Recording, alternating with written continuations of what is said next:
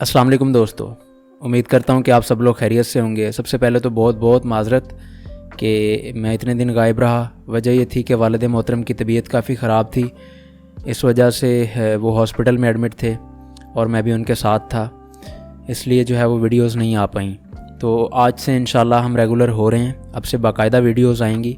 तो मुझे उम्मीद है कि आप मेरी सूरत हाल को समझेंगे। बरतानिया के एक गांव के खेत में लगे सेब के दरख्त के नीचे एक नौजवान बैठा हुआ है। वो अपने ही ख्यालों में मगन है। अचानक से एक सेब जमीन पर गिरता है। इस मामूली वाक़े ने पूरी दुनिया की साइंसी तारीख को बदल डाला। सेब का जमीन पर गिरना बज़ाहिर कोई खास वाक़या नहीं है, लेकिन अगर इसका मुशाहिदा करने वाली आंख कोई आम आंख होती तो शायद इसमें कोई खास बात ना होती। लेकिन ये आंख तो आइजक न्यूटन की आंख थी, जिसने एक सेब के जमीन पर गिरने पर न जाने कैसे कैसे साइंसी आइडियाज को वजूद फराहम किया। आइजक न्यूटन ने एक आम से सेब से दुनिया की सबसे बड़ी साइंसी दरियाफ्त को वजूद फराहम किया, जिसे आज दुनिया ग्रेविटी के नाम से जानती है।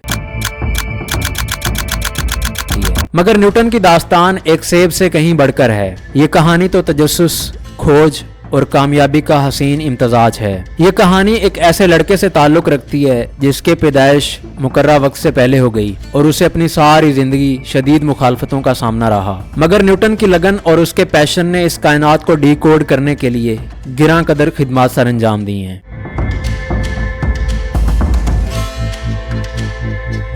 आइजक न्यूटन क्रिसमस डे यानी 25 दिसंबर को लिंकनशायर के एक छोटे से गांव वुल्सथॉर्प बाइकोस्टरवर्थ में पैदा हुआ। ये वो दौर था जब बरतानिया के हालात बड़े मखदूश थे। बरतानिया खौफनाक सिविल वार का सामना कर रहा था और उसी वक्त साइंसी इनकलाब दुनिया भर में अपनी जड़ें पक्की कर रहा था।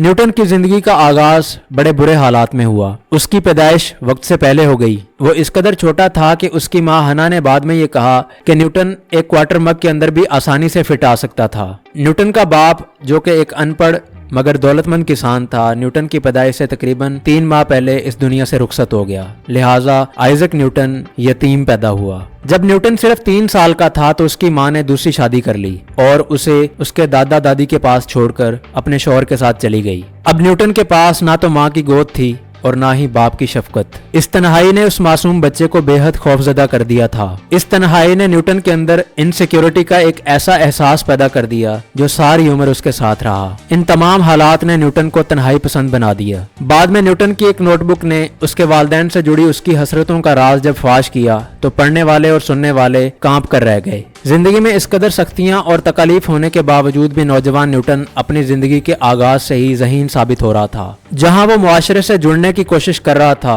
वहीं पर वो कुछ मैकेनिकल मॉडल्स भी तैयार कर रहा था। विंड मिल्स, वाटर क्लॉक्स वगैरह न्यूटन के ताबनाक मुस्तकबिल की पेशगोई कर रहे थे। न्यूटन का तालीमी सफर कैसा था?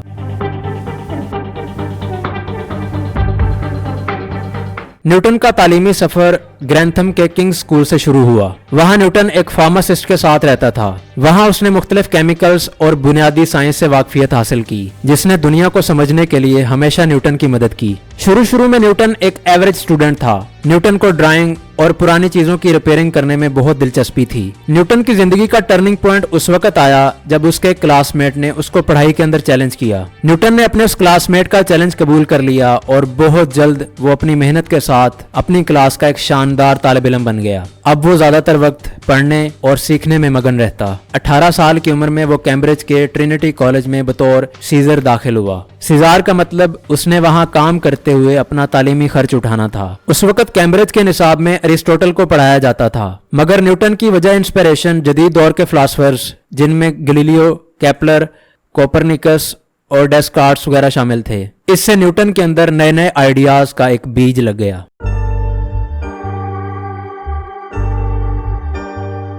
1665 में बरतानिया में बड़े पैमाने पर ताउन की वबा फैल गई। लिहाजा इस वजह से कैम्ब्रिज को बंद कर दिया गया। न्यूटन वुल्सथॉर्प में मौजूद अपने पुराने घर में वापस लौट आया। अपना वक्त जाया किए बगैर उसने अपने ईयर ऑफ वंडर्स यानी एनस मैराबिलस के लिए मेहनत शुरू कर दी। एनस मैराबिलस एक लैटिन फ्रेज है जिसका मतलब है मौजज़ों का साल या हैरतों का साल। इस 3 साल के अरसे में न्यूटन ने अपनी अजीम कामयाबियों की बुनियाद रखी। आइए न्यूटन की उन 3 कामयाबियों पर बात करते हैं। Number 1, the mystery of gravity. दोस्तों, उन्हीं सालों में न्यूटन के साथ सेब गिरने का वाकया भी पेश आया। न्यूटन ने इस पर गौर फिक्र करने के बाद ये आइडिया पेश किया कि जो फोर्स सेब को जमीन की तरफ खींचती है वही फोर्स खला में फल्कियाती अजसाम की मोशन की जिम्मेदार है। Number 2, mystery of light spectrum. Newton ने प्रिज्म का इस्तेमाल करते हुए रोशनी पर मुख्तलिफ तजर्बात किए और ये साबित किया कि रोशनी मुख्तलिफ रंगों का एक स्पेक्ट्रम रखती है। उसकी इस दरियाफ्त ने रोशनी के बारे में सदियों पुराने अकीदे को चैलेंज किया और मॉडर्न ऑप्टिक्स के लिए राह हमवार की।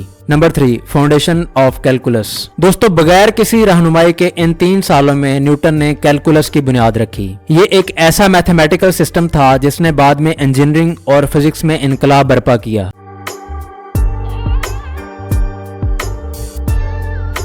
जब ताउन की वबा कुछ कंट्रोल हुई तो न्यूटन कैम्ब्रिज वापस लौट आया और बतौर मैथमेटिक्स के प्रोफेसर के वो तैनात हो गया। ताहम कभी भी उसकी जहानत की कदर ना की गई। उसके लेक्चर्स इस कदर एडवांस थे कि बहुत कम तुलबा उन लेक्चर्स को सुनते। 1672 में न्यूटन का रॉयल सोसाइटी के लिए इंतखाब किया गया। उसने रोशनी पर अपने काम की वहां नुमाइश की। वहां उसने अपने प्रिज्म एक्सपेरिमेंट को शोकेस किया। चूंकि उसकी दरियाफ्तें बहुत ज्यादा हैरान कुन और बहुत ज्यादा एडवांस थीं, लिहाजा इससे एक कंट्रोवर्सी पैदा हो गई। रॉबर्ट हुक, जो कि उस वक्त सोसाइटी का एक जाना माना नाम था, उसने न्यूटन की थ्योरीज पर तनकीद कर दी और यह दावा किया कि इन थ्योरीज के अंदर कोई हकीकत नहीं है, कोई सच्चाई नहीं है। रॉबर्ट हुक की इस तनकीद ने उन दोनों के दरमियान एक तवील लड़ाई की शक्ल इख्तियार कर ली। रॉबर्ट हुक ने न्यूटन पर प्लेजरिज्म यानी चोरी का इल्जाम लगाया। इस मुखालफत की शिद्दत इस कदर ज्यादा थी कि रॉबर्ट हुक की मौत के बाद भी न्यूटन ने उसके काम को कभी एक्नॉलेज नहीं किया।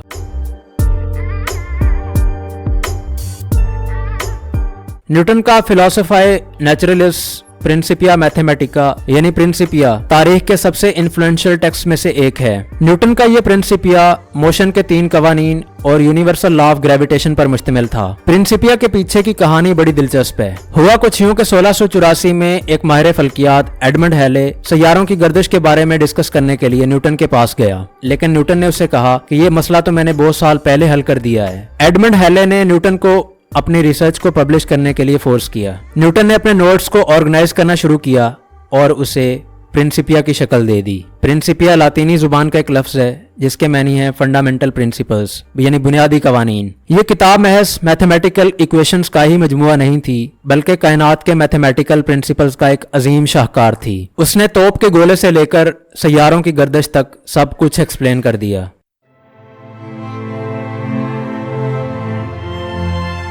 जहां दुनिया न्यूटन को एक लॉजिकल साइंसदान के तौर पर सेलिब्रेट कर रही थी, वहीं पर न्यूटन बेहद पुरस्रार, गहरी और समझ न आने वाली शख्सियत का मालिक भी था। उसकी शख्सियत पर रूहानियत का रंग नुमाया था। उसने अपने कई बरस फिलोसफर स्टोन पर तहकीक के लिए कुर्बान कर दिए। दोस्तों, केमिस्ट्री को पुराने वक्तों में अल्केमी कहा जाता था। ये एक फिलोसॉफिकल प्रैक्टिस थी। पुराने कीमियादानों का यह अकीदा था कि बेस मटेरियल को सोने के अंदर तब्दील करना इंसान की रूह की परफेक्शन की अलामत है। अब सवाल यह है कि इसका न्यूटन के साथ क्या ताल्लुक है। बात यह है कि न्यूटन को अल्केमी यानी केमिस्ट्री से बहुत लगाव था। उसने अल्केमी के लिटरेचर का मुतालिया करने और फिलोसफर स्टोन पर तहकीक के लिए कई साल लगा दिए। मादे की ट्रांसफॉर्मेशन पर न्यूटन ने बहुत ज्यादा काम किया। सादा लफ्जों में बताऊं तो न्यूटन उस केमिकल के पीछे था जो बेस मटेरियल को सोने के अंदर तब्दील करता है। न्यूटन को कभी फिलोसॉफिकल स्टोन तो न मिल सका, मगर उसकी तलाश में उसने जो तजर्बात किए, उसने मॉडर्न साइंस और मटेरियल साइंस के लिए नई राह हमवार कर दी। न्यूटन ने अपनी जिंदगी के अंदर जो कीमियाई तजर्बात किए वो उसने खुफिया रखे।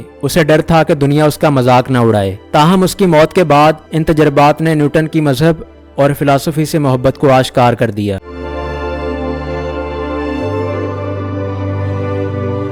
1696 में न्यूटन रॉयल मिंट का वार्डन बन गया, जहां उसने बरतानिया के मुआशी निजाम को मैनेज करने में मदद की। यहां उसके कुछ अहम काम ये थे। न्यूटन का पहला काम ये था कि जो सिक्के पुराने हो गए थे या खराब हो गए थे या हल्के मटेरियल से बने थे, न्यूटन का काम इनकी क्वालिटी को बेहतर करना था। न्यूटन का दूसरा काम उन लोगों को पकड़ना और तफ्तीश करना था जो जाली करेंसी बनाकर बरतानिया की मईशत को नुकसान पहुंचा रहे थे। न्यूटन का तीसरा काम इन सिक्कों को बेहतर बनाना था। अपने रियाजी के स्किल्स का इस्तेमाल करते हुए न्यूटन ने मिंटिंग प्रोसेस को बहुत ज्यादा बेहतर किया और उसने सिक्कों की नकल तैयार करना बेहद मुश्किल बना दिया।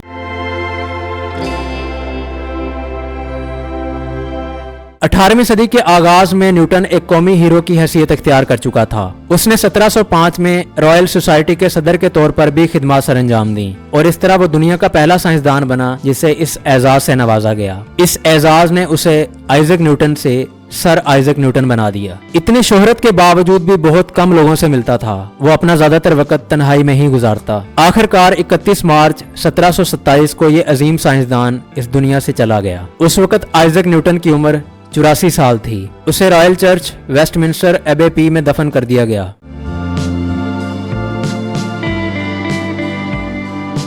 आइजक न्यूटन की साइंसी खिदमात बेशुमार हैं। उसके मोशन के 3 कवानीन और लॉ ऑफ ग्रेविटेशन ने मॉडर्न फिजिक्स की बुनियाद रखी, जबकि कैलकुलस और ऑप्टिक्स पर उसके काम ने रियाजी और इंजीनियरिंग में इनकलाब बर्पा किया। हत्ता कि एल्बर्ट आइंस्टाइन, जिसका सारा काम न्यूटन के आइडियाज पर ही था, उसने न्यूटन को shining beacon of human intellect करार दिया। न्यूटन की दरियाफ्तों से न सिर्फ हम इस कायनात को समझ पाए, बल्कि आने वाले साइंसदानों के लिए ये इंस्पिरेशन भी बनी।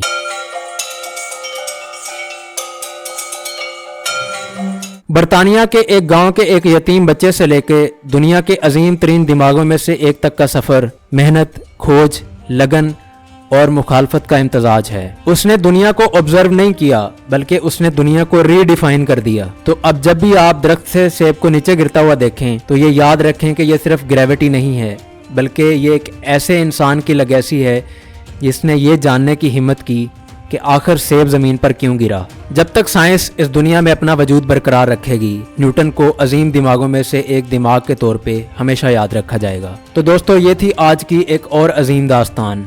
मुझे उम्मीद है कि न्यूटन की कहानी भी आपको बहुत पसंद आई होगी और इससे आपको बहुत कुछ सीखने को भी मिला होगा। दोस्तों, अगर इससे आपको कोई वैल्यू मिलती है तो आप इस वीडियो को लाइक करें, इसको अपने दोस्तों के साथ भी शेयर करें और आप हमारे चैनल को भी सब्सक्राइब कर सकते हैं। इस चैनल पर साइंस और टेक्नोलॉजी के मुतालिक उम्दा कंटेंट आपको मिलेगा। अब मैं मिलता हूँ आपसे अगली वीडियो में। तब तक के लिए अवैस अहमद को दीजिए इजाज़त। अल्लाह हाफिज़।